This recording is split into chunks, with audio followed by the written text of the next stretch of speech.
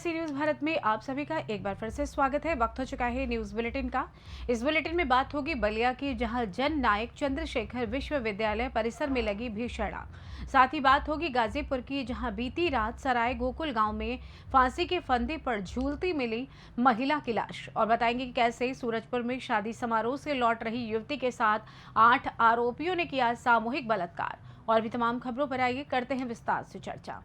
UP के बलिया में जननायक चंद्रशेखर विश्वविद्यालय परिसर में दोपहर के बाद विद्युत सर्किट में आग लग गई।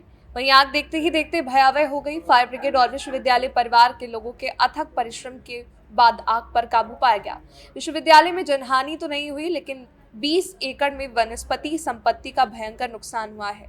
जननायक चंद्रशेखर विश्वविद्यालय के अकादमिक भवन के पास अचानक आग की लपटें उठने लगी। संयोग था कि हवा का रुख पश्चिम दिशा की तरफ से था।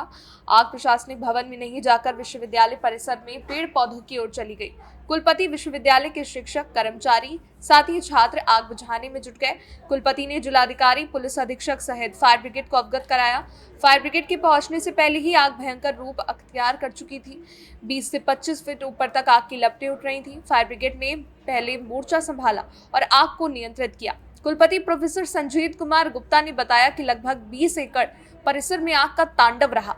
ये संयोग रहा कि नन है, पर वह वनस्पति संपत्ति का है। 55 एकड़ की यूनिवर्सिटी में करीब 22 एकड़ क्षेत्र में आग फैल गई। जान माल की हानि नहीं हुई है। कब लगी आग, किससे लगी है? ये हम लोग प्रशासकीय भवन में अपने अपने कामों में छोड़ लोग व्यस्त थे।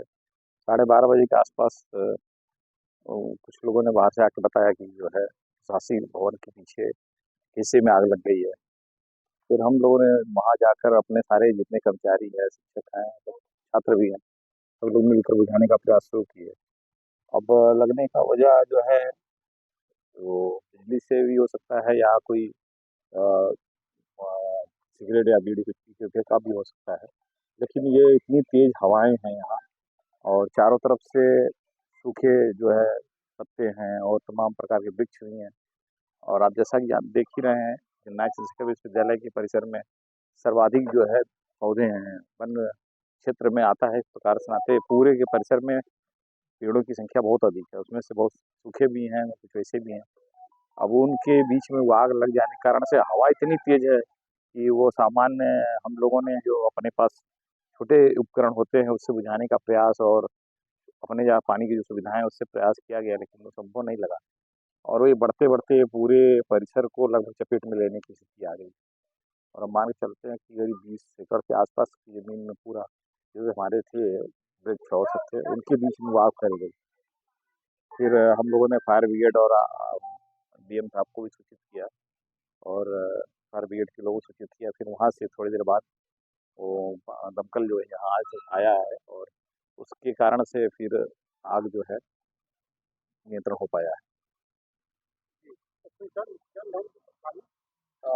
धन की तो हानि नहीं है, लेकिन धन में तो हमारे वृक्ष ही धन है, हमारे पेड़ पौधे भी हमारे धन ही हैं। और जो भी कुछ है वो तो धन की ही श्रेणी में आता है। हाँ, ऐसा है कि ये मतलब सुखद है कि हम कम से कम इतना बच गया कि हमारे एडमिनिस्ट्रेटिव बिल्डिंग में अगर आग का दिशा, हवा की दिशा अगर उधर होती, थोड़ा पश्चिम से हवाएं चल रही हैं, पूरब की तरफ आ रही थी, वो उल्टा पड़ रहा था। इस नाते जो है हमारे एडमिनिस्ट्रेटिव बिल्डिंग की तरफ लपटे नहीं आई, आना था, वो बहुत बड़ा नुकसान होता। और फिर शायद वो कवर कर पाना बहुत मुश्किल था, क्योंकि हमारे कागज पत्थर ही हमारी सब शक्ति ताकत होती है। तो हम लोग वहाँ ज़्यादा गिर जाते, लेकिन संजोग वो रहा कि वहाँ उस तरफ आग नहीं बढ़ी, उल्टी दिशा में बढ़ने लगी। लेकिन बहुत सारा जो है पेड़ पौधों में के बीच फैल गई। ये कितने घंटे हो गए अब तक आग? अभी आप जो हमसे बात कर रहे हैं, इस समय करीब 3:45 बज रहा है। 12:30 बजे के आसपास लगी है। अभी भी देखिए आपके सामने दिख रहा है कि दमकल के लोग जो है और फायर ब्रिगेड के लोग आग बुझा रहे हैं। बलिया से सी न्यूज संवाददाता आनंद दुबे की रिपोर्ट। खबर गाजीपुर जिले के शादियाबाद से है, जहां शादियाबाद थाना क्षेत्र के सराय गोकुल गांव में बीती रात मृतका आरती राजभर का शव फांसी के फंदे पे झूलता मिला। सुबह के वक्त जब मृतका के परिजनों को जानकारी हुई तब फौरन मृतका के परिजन सराय गोकुल गांव पहुंचे। सूचना पर पहुंची शादियाबाद थाने की फोर्स ने शव को कब्जे में लेकर शादियाबाद थाने ले गई। मृतका के परिजनों ने आरोप लगाया कि मेरी बेटी को दहेज को लेकर बार बार ससुराल पक्ष के द्वारा दबाव बनाया जा रहा था। मांग पूरी ना होने पर मेरी बेटी को मारकर फांसी के फंदे पर लटका दिया गया है। बेटी की मौत से घर के परिजनों का रो रो कर बुरा हाल है। महिला ने आत्महत्या की है या उसकी हत्या है, उसको फांसी के फंदे पर लटकाया गया है या फिर उसने आत्महत्या की, ये पोस्टमार्टम रिपोर्ट आने के बाद ही पता चल पाएगा। फिलहाल क्षेत्राधिकारी भुटकुड़ा बलराम के द्वारा घटनास्थल का मौका मुआयना किया जा रहा है। क्या नाम है आपका? हमारा नाम छोटा लाल राजभर है। हमारा घर भीखमपुर है, ग्राम भीखमपुर, जिला गाजीपुर, पोस्ट धनेशपुर है। जो क्या मामला था? ये लड़की के आप क्या लगते हैं? हम लड़की के मामा हैं। हाँ। और ये लोग दहेज के लिए लोग प्रताड़ित कर रहे थे, मारपीट कर रहे थे। हम लोग थाने से भी सुलझा, पंचायत हुआ था, यहाँ से भी थाने से विदाई हुआ। कौन से थाने से? सादियाबाद। अच्छा, कब हुआ था? सादियाबाद थाने से लगभग 2-3 महीना पहले हुआ था। साल। और इसके बाद हम लोग फिर गए थे वहाँ। यहाँ से जब कुछ नहीं हुआ, विदाई करने के बाद भी वो बार बार मार रहा था, पीट रहा था। बोला अपने लड़के बार बार फ़ोन करके बोलता था कि लेके जाओ, हम लोग मार डालेंगे। कौन बोलता था? जय हिंद बोलता था। जय हिंद कौन है? जय हिंद उसका पति बोल रहा था। उसका नाना भी इन लोग का सबका साजिश था, उसके पूरे परिवार का। ये लोग कुछ भी नहीं सुनते थे, हम लोग एक भी बात नहीं सुनते थे। इसके बाद हम लोग गए वहाँ गाजीपुर महिला थाना पे इन लोग को बुलाया गया। वहाँ बुलाया गया तो महिला थाना से समझौता हुआ। इसके बाद फिर हम लोग का विदाई नहीं, महिला थाना बोले हम समझते हैं, हम लोग समझ लेंगे, आप जो है कि विदाई करिए, उसके जिम्मेदार हम लोग हैं। फिर भी वो महिला थाना से विदाई जब हो गया तो इसके बाद फिर भी ये नहीं माना, मारपीट करता रहा। इसके बाद हमारी बहन जो है कि कल गई थी वहाँ पे घर पे, एक दिन घर पे गई थी तो वहाँ पूछी। इसके बाद वो मारपीट कर रहे थे और उसके घर से लाइट भी नहीं बंद कर दिए थे, पंखा भी नहीं देते थे, खाना। ये लड़की कैसे मरी है? असली वजह क्या थी? असली वजह थी उसको दहेज के लिए वो लोग मारे हैं, फांसी देकर मुँह आए हैं। जय हिंद और उनके नाना जैसन, प्रदीपा सरदीपा सब उनके परिवार के सब लोग हैं। लड़की का नाम क्या है? लड़की का नाम आरती है। आरती नाम। बस यही वजह थी, मतलब फांसी। हाँ, मार करो, हम लोग गए मौके पर देखे तो मार के हम लोग फोन किए, मार के सुता कर फोन किए घर। कैसे आपको पता चला कि उसको मारा गया? हमारे बहन के मोबाइल पे उन्होंने फोन किया, जय हिंद फोन किया कि मार के सुता दें, आके अपनी लड़की को ले जाओ। अच्छा, उन्होंने फ़ोन किया? हाँ, तो हमारे यहाँ हमारे भाई फ़ोन किए, कहाँ? हम बोले घर पे अभी तो हैं, हम न्योता में से आए हैं 12 बजे रात को। जब आप लोग मौके पे पहुँचे हैं तो लड़की की वस्तुगत स्थिति कैसी थी? बेड पर सुलाए थे वो लोग, मरी हुई। हाँ, मरी हुई। तो क्या उन्होंने जो कहा कि आओ तुम लोग ले जाओ, तो क्या रिकॉर्ड है क्या आपका? रिकॉर्ड है। औरत हम जो हमारी बहन है मोबाइल नहीं चला पा रही थी ना, मोबाइल जो फोन कॉल रिकॉर्ड है आपका? फोन किए थे कि वो रिकॉर्डिंग नहीं, मगर रिकॉर्डिंग नहीं है, फोन किए थे वो। उनको इतना जानकारी नहीं। क्या नाम है बाबू? कहाँ घर है आपका? अच्छा, वो जो महिला की आपने लाश देखा था? हाँ, यहाँ पे आकर हम देखे। कहाँ पे आपने देखा? थाने पे, वहाँ से सीधे जहाँ पे रेफर चले लेकर हम जाने यहाँ पर लाश चली आई। अच्छा, तो आपने गले में क्या देखा था? रस्सी का निशान। रस्सी का दिखा? हाँ। अपनी आंखों से देखा आपने? हाँ, आंखों से। अच्छा, क्या नाम है आपका? मैना देवी। घर कहाँ है? पलाही।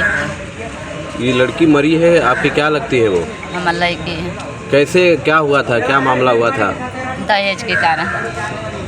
कहाँ शादी किया था आपने? गोकुल सराय। किससे शादी किया था? जय हिंद से। कब शादी हुई थी? 2021। लोगों द्वारा यह पता चला है कि आपका मामला कोर्ट में भी गया था। हाँ। क्या वजह थी कोर्ट में जाने का? वो जन ये बात की विदाई मुझे कोर्ट में गए समझा के कहना कि हम रखा। तो क्या इन लोगों में आप जो आरोप लगा रहे हैं, इन लोगों में लड़ाई झगड़ा चलता था क्या? हाँ, कल ही हम आयल न हुई तब हम कमी कि भैया सोच समझ के रहा तो लाते से ओकरे पेट में मल रहा तो कमी कि मत मरिया भैया, समझा बुझा के रखा। अब का कर सकत हैं? तो कथन ना इतना दहेज देबू तो रखम नहीं तो अपन बेटी पैबू बहने पैबू गाजीपुर, बस इतने कहूँ हम चल गए। अच्छा, तो उसने ऐसा कहा? हाँ, कि अब गाजीपुर लड़की काल तोर लेके आई, भैया हम ना जन्मे के लड़किया के मुआई के ना लेके ना पनावा 2-3 बरस से वो माता पिता। गाजीपुर से सी न्यूज संवाददाता हसन खान की रिपोर्ट। खबर मथुरा से है। यहां आरएलडी प्रमुख जयंत चौधरी और उनकी पत्नी आज अपना मतदान करने के लिए मथुरा पहुंचे। उन्होंने अपनी पत्नी चारू के साथ ज्ञानदीप स्कूल में बनी पोलिंग बूथ पर वोट डाला। वहीं जयंत चौधरी मीडिया से रूबरू हुए। वोटिंग लगातार स्लो हो रही है, सर यहाँ थोड़ा धूप कम है, इसमें अच्छा है। धूप से मुझे तो फर्क नहीं पड़ रहा, आपको पड़ रहा है क्या? नहीं सर, हम तो चाह रहे हैं धूप में वोटर निकल के आए, पुरुष हो महिला हो, जिनकी वोट बनी है जरूर डालें, सुनिश्चित करें अपना मत अधिकार को और वोट देश के लिए डालें। जयंत जी आप कह रहे हैं वोट देश के लिए डालें, लेकिन पहले चरण के चुनावों के बाद जिस तरीके का वोटिंग परसेंटेज रहा, उसके बाद चुनाव एक तरीके से कहा जा रहा है कि सेंट्रलाइज किया जा रहा है, इस पर आप क्या बोलेंगे? चुनाव सेंट्रलाइज नहीं होता, चुनाव के कई मुद्दे हैं, उनमें एक महत्वपूर्ण मुद्दा है कि आदमी चयन करना चाहते आपके हिसाब से मुद्दा वोटर चयन करना चाहते हैं। प्रधानमंत्री के कार्यकाल को भी उन्होंने देखा है, 10 साल सरकार के काम को देखा है, उससे प्रभावित हुए लोग। लेकिन अखिलेश यादव आइए मथुरा सीट की अगर बात करूं तो जाट और मुस्लिम बाहुल्य सीट है। आइए चलिए प्लीज लेट्स कोऑपरेट। आइए thank you Mathura seat Jat और मुस्लिम। आज इसके अलावा कोई मसाला नहीं मेरे पास, पूरा पिटारा खाली है। अच्छा ये सर लास्ट क्वेश्चन मेरा, आपने बोला था हेमा मालिनी के लिए आप प्रचार करने के लिए आए हैं, हेमा मालिनी आपके लिए आएंगी, भविष्य का संकेत है? क्यों नहीं है, सहयोग एक दूसरे का कर रहे हैं, वो भी करेंगी, मैं भी करता हूँ। 15 साल पहले उन्होंने किया था, आई थी मेरे प्रचार में। Thank you. आइए नो प्लीज आइए, ऐसे नहीं हो पाएगा। देखो वोटर आ रहे हैं, यहाँ से आइए। गाड़ी बता देना, मथुरा से सी न्यूज संवाददाता वेद प्रकाश सारस्वत की रिपोर्ट। खबर पाकुड़ से है। पाकुड़ शहर के शिव शीतला मंदिर प्रांगण में गुरुवार देर शाम हारे का सहारा पाकुड़ संस्था के द्वारा एक श्याम खाटू वाले के नाम भजन संध्या का आयोजन किया गया। संस्था के लोगों ने खाटू श्याम भगवान की पूजा अर्चना कर अखंड ज्योत प्रज्वलित की। इसके बाद बाबा श्याम का अद्भुत दरबार सजाया गया। श्याम की सेवक कोलकाता के कलाकारों द्वारा भजन गायक के द्वारा तमाम भजन गाए गए। वहीं भजन प्रस्तुत कर श्रोताओं को झूमने पर मजबूर कर दिया गया। आयोजकों की ओर से भजन गायकों का दुपट्टा, स्मृति चिन्ह, तिलक और माल्यार्पण कर स्वागत अभिनंदन किया गया। भजनों के मध्य कई बार पुष्प वर्षा भी की गई। खाटू श्याम बाबा की झांकी आकर्षण का केंद्र बनी रही। देर रात तक चले इस कार्यक्रम में बड़ी संख्या में महिला पुरुषों ने भाग लिया। इस कार्यक्रम की अहम भूमिका में प्रतीक ठाकुर, सुमित केजरीवाल, अम्या समायल, राहुल जायसवाल, ज्योति जायसवाल, मनीष गुप्ता अन्य उपस्थित थे। पाकुड़ से सी न्यूज संवाददाता पंकज भगत की रिपोर्ट। छत्तीसगढ़ के सूरजपुर जिले से एक बड़ा मामला सामने आया। यहाँ 8 आरोपियों ने मिलकर एक युवती का सामूहिक बलात्कार किया है। बता दें कि शादी समारोह से किशोरी अपने परिचित के साथ घर लौट रही थी। आरोपियों के द्वारा बंधक बनाकर सामूहिक बलात्कार किए जाने का शर्मनाक मामला प्रकाश में आया है। मामले को गंभीरता से लेते हुए थाना जयनगर पुलिस ने 8 आरोपियों को गिरफ्तार कर जेल भेज दिया है। बता दें कि पीड़िता का आरोप है कि वो परिचित के साथ वापस लौट रही थी। परिचित युवक को 6 बदमाशों ने जान से मारने की धमकी दी और पकड़ दिया। वहीं शेष 2 बदमाश संजय सिंह और मटुकधारी ने उसके साथ जबरदस्ती बलात्कार किया। ऐसे में पीड़िता के आरोप पर मामला दर्ज कर कार्रवाई करते हुए आरोपी संजय सिंह, आत्मा सुखदेव सिंह, मटुकधारी सिंह, आत्मा चिरंजीत सिंह निवासी वीरपुर, अमित रंजन, अनिल सिंह, पीताम्बर यादव इत्यादि 8 आरोपियों को गिरफ्तार कर जेल भेज दिया गया है।